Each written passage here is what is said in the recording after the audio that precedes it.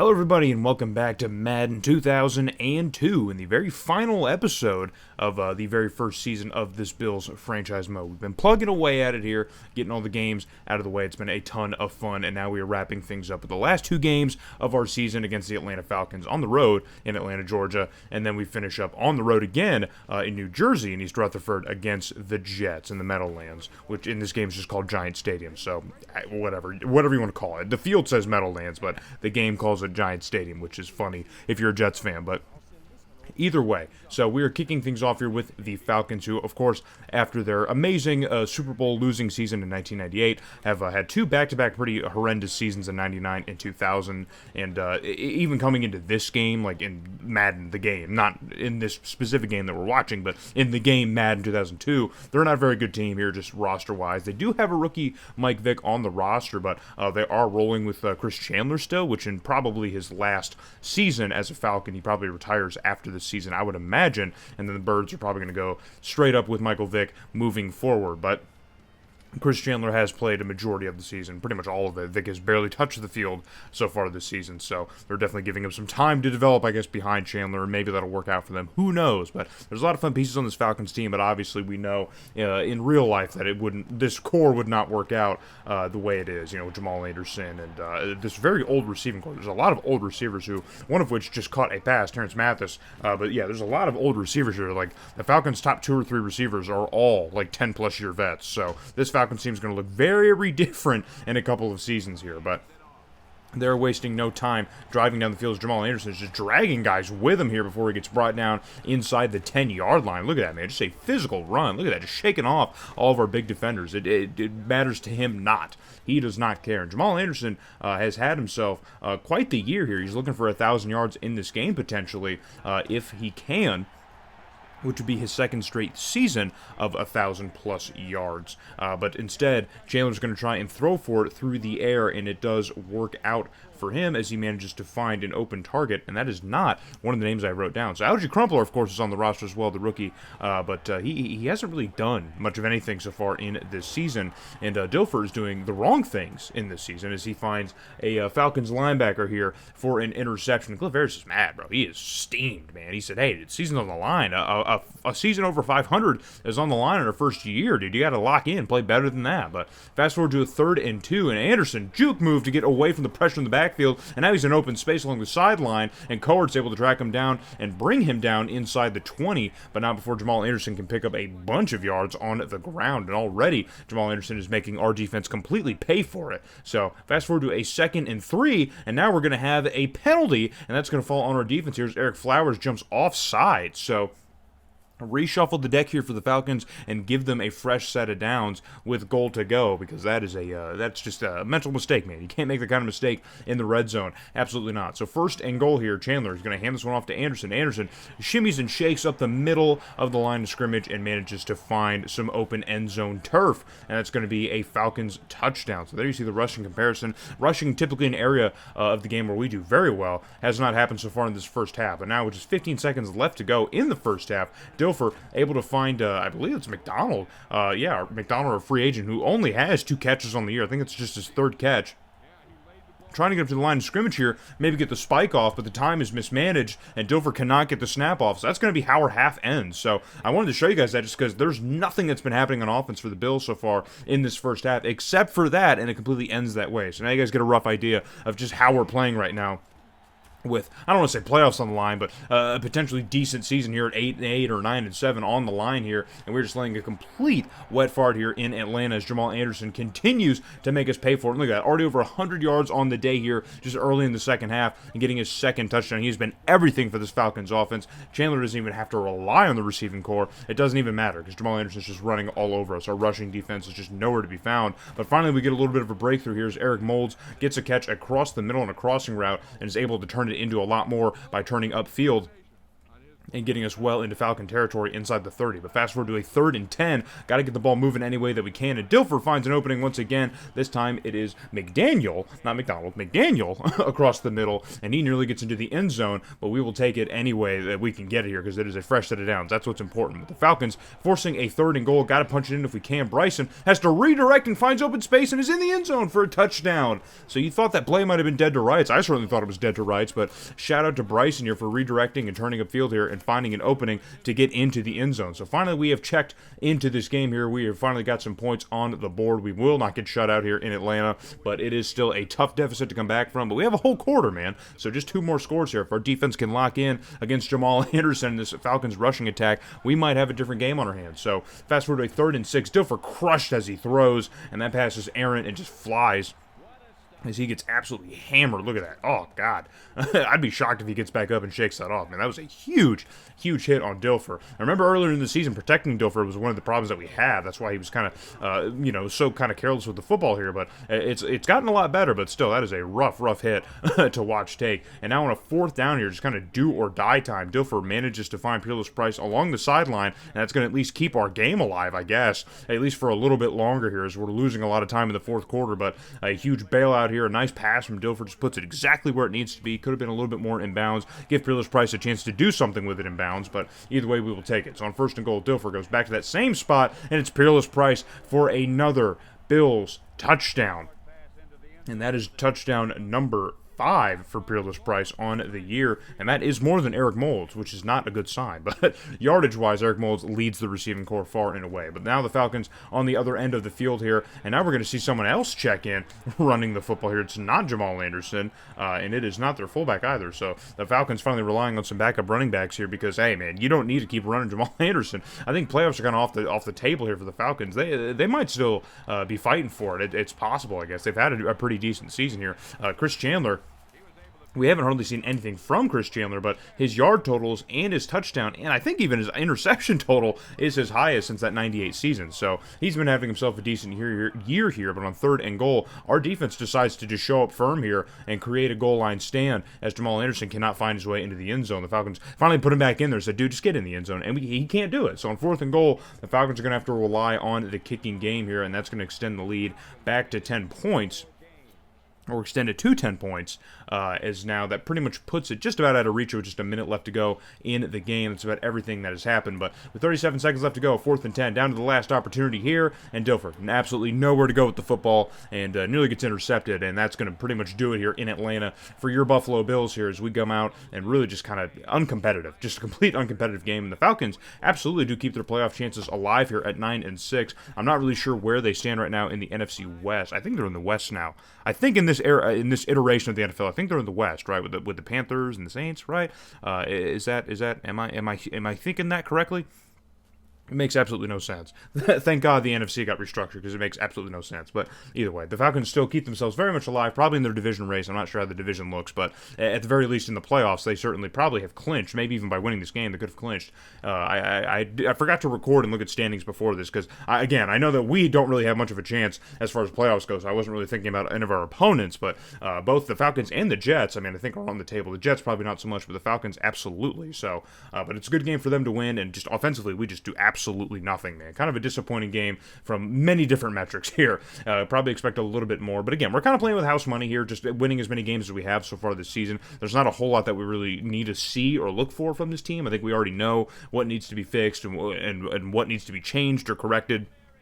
And so we're kind of just playing with house money. But in games like this that are winnable, you'd like to see a win there, because I think statistically we matched it pretty well with the Falcons. They're just having a good year, and that just continued over our heads in Atlanta. But now we are heading all the way up to East Rutherford, New Jersey, to the Meadowlands Giant Stadium to play the New York Jets for one final time this season here. Of course, it's our last divisional game, and the Jets, we played them earlier in the season, and they had a different look to them. A different look just in terms of starters, because two important names that you're probably already seeing on screen here, Vinny Testaverde and Curtis Martin, are both starting in this game. So in our first game of the season, they're going with the unnamed rookie here. I'm using air quotes in front of my microphone as if you guys can see it, but the unnamed running back. Lamont Jordan, that's what I'm going to call him. He never wore 35 again, as I mentioned in that video, but all signs point to that being who that is Lamont Jordan. So, but he was, got a majority of the touches in this season for the Jets. He's got over 900 yards, and Curtis Martin has been a 1,000+ yard rusher for like the last 3 or 4 years. So, like, it's weird that the Jets went that direction. It's probably why their season hasn't really gone how it's supposed to. And of course, Chad Pennington has now been benched for Testaverde, which is an interesting development here in New Jersey, or rather New York. So it's something to just keep an eye on. But Curtis Martin is not keeping an eye on anything, as he is leaving everybody in the dust here, and it's a big pickup for him, getting well into Buffalo territory.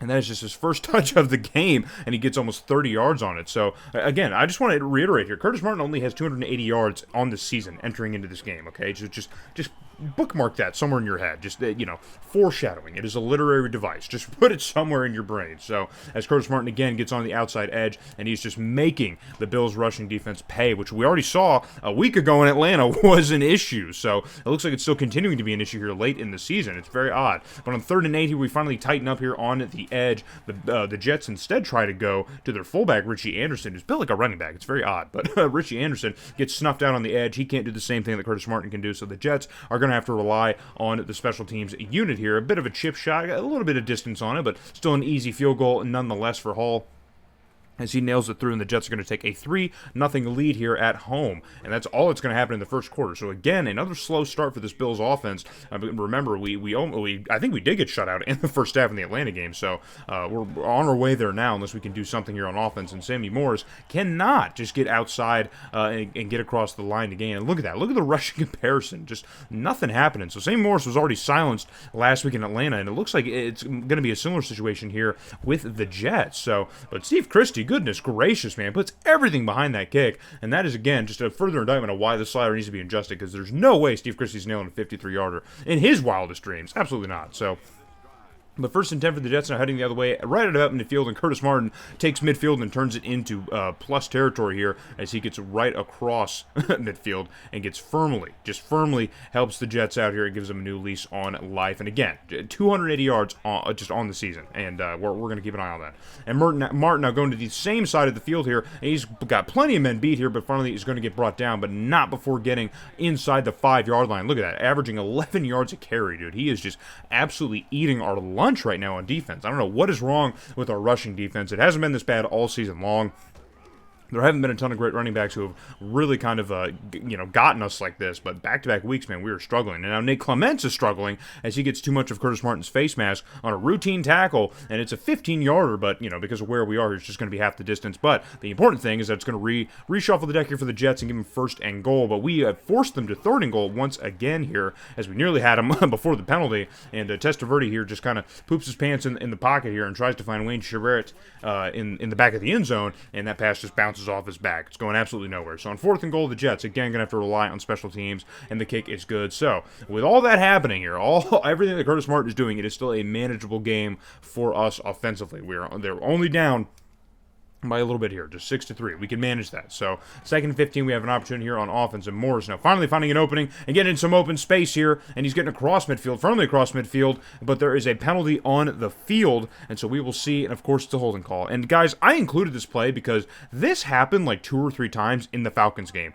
Like, Sammy Morris had a couple runs in the Falcons game that were just like this, that were all called back because of holding or clipping. I swear to God. I don't know what is happening. We have been so undisciplined, and our rushing defense is gone in these last 2 games. I have no idea what's going on. It's like we're losing the locker room, man. Have they given up on Cliff Harris's vision, his plan? I don't understand. I really have no idea what's going on, but our drive gets torpedoed in the end of the first half, and so the Jets are kicking things off in the second half, and then a humongous pass from Vinny Testaverde completely flips the field for the Jets here, as an absolute prayer of a football downfield. And I think it's Matthew Hatchett who comes down with it, I believe. And so now fast forward to a 3rd and 10 as our defense is really playing tough here in the red zone for some reason, just choosing to. And then, of course, as I say that, the fullback Richie Anderson manages to get a receiving touchdown. He's got 2 rushing touchdowns on the season, but he gets a receiving touchdown in this game. And now the Jets are starting to open things up a little bit here, up now 10 over your Bills. But Sammy Morris finding some open space here, avoiding some pressure, and he's up along the sideline. He's got a half step, but he gets brought down by the shoestrings, and there's no flags on the field. Thank God.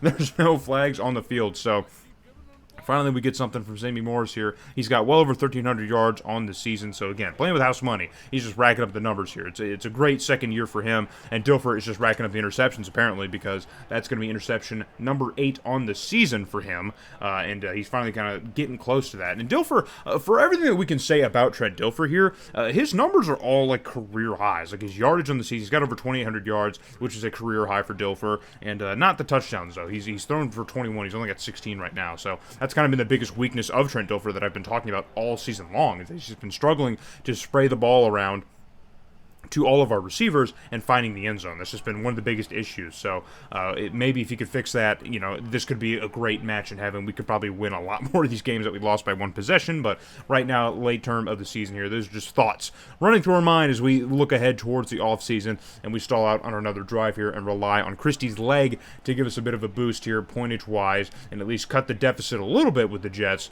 and maybe get back into this ball game. So it's definitely not over. Our defense has played well enough to keep us in this game at least, but the Jets are still doing a lot on offense, especially Curtis Martin. And speak of the devil himself, getting to the outside edge here, getting around the defense, and now he's just relying on the boost of speed. That was a bad angle. I don't know who that was. Was that Keon Carpenter just taking a bad angle?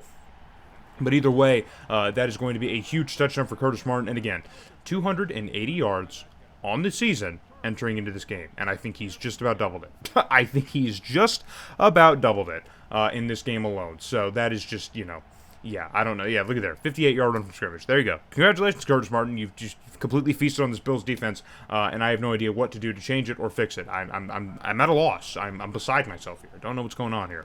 But Dilfer still trying to get something going on offense, and it's going to be a fumble across the middle here, and I think it was McDonald who fumbled it. And it was. So McDonald fumbles it, and now the Jets are going to have it. And now we're just going to fast forward here, 1st and 10 here. And who else, man? Just put the final nail in the coffin. Do it. Just do it, Curtis Martin. Just do it. All right, that's how the season comes to an end, guys. That's just how it is.